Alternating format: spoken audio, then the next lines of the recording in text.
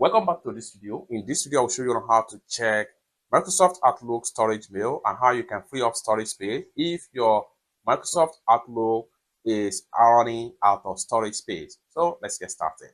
The very first thing you want to do is to open up your Outlook mail. Then the next thing you want to do is to click on this storage slider from the top corner right here. So click on that.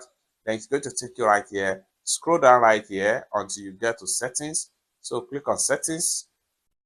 You're going to click on that. Then it's going to take you right here. Next thing you want to do is to go ahead and look for storage right here. So click on storage. Then you'll be here. Here, if you find out that you are running out of storage, you can either free up storage from OneDrive or from your Outlook attachment right here.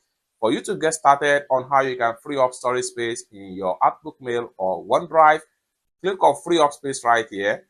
So when you click on free up space, you'll be asked whether you want to free up storage space from your Outlook attachment or OneDrive. Select any of the one that is consumed a lot of storage space in your Outlook. Once you select them, delete unnecessary file in order to free up storage space. It's that simple. With that, you have more storage space in your Microsoft Outlook mail account and your OneDrive file account. It's that simple.